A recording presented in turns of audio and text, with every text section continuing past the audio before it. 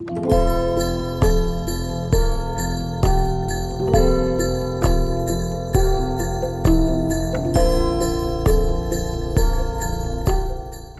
we enter the Christmas season, the story of the birth of Jesus plays a prominent part in our church services and our personal reflection.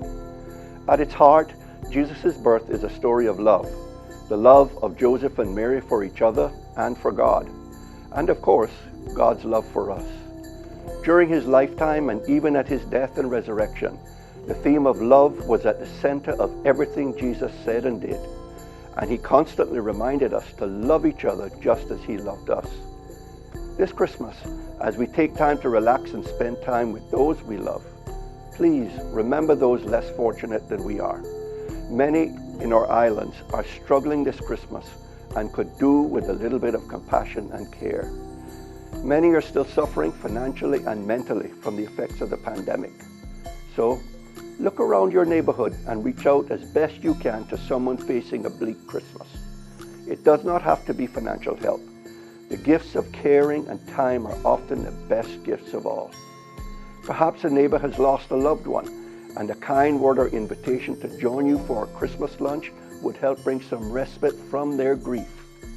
Perhaps they are in hospital over the Christmas, and a visit or a phone call to let them know you care would be a massive lift to their spirit. Or perhaps they are financially strapped.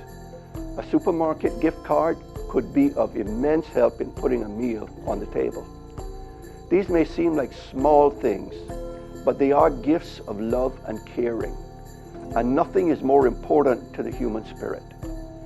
Keeping our collective spirit and determination strong is an absolute necessity as we continue fighting the virus and rebuilding our lives and livelihoods. We started this year hoping to move away from the pandemic quickly. I certainly recall hoping that with God's grace and with the vaccine, that our lives would be much better by this Christmas. On the surface, it might not seem that we have made progress. Yes, we have undoubtedly had setbacks in recent months, but despite that, there is much to be hopeful for this Christmas. Last Christmas, the hope of the vaccine was still then only a hope.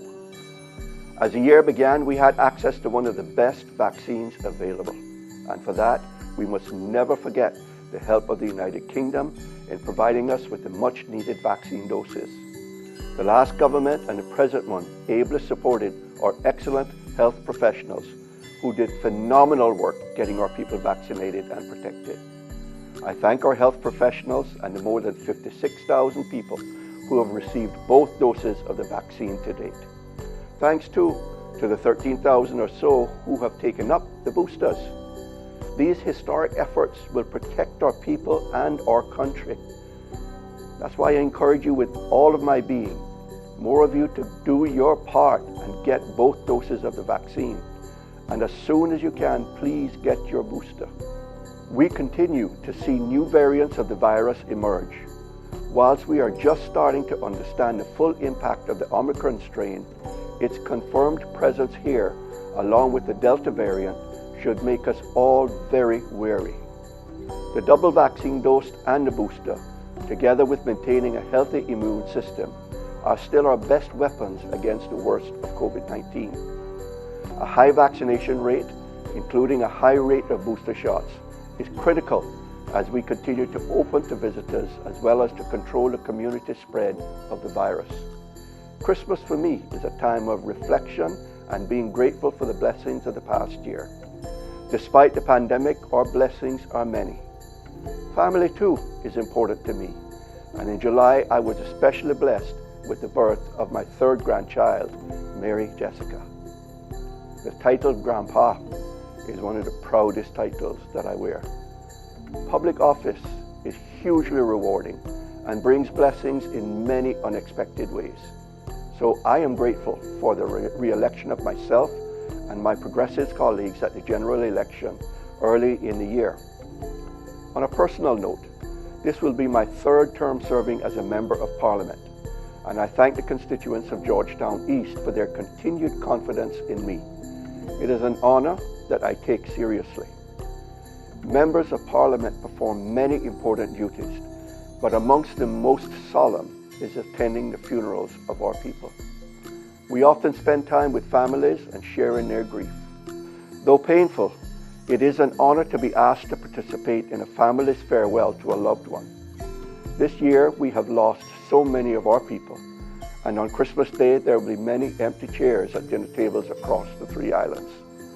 Let us take a moment, therefore, to remember those friends and loved ones who have passed on, and let us also pray for those that they left behind and who are grieving. In closing, my colleagues and I and our families wish every one of you a joyous and blessed Christmas.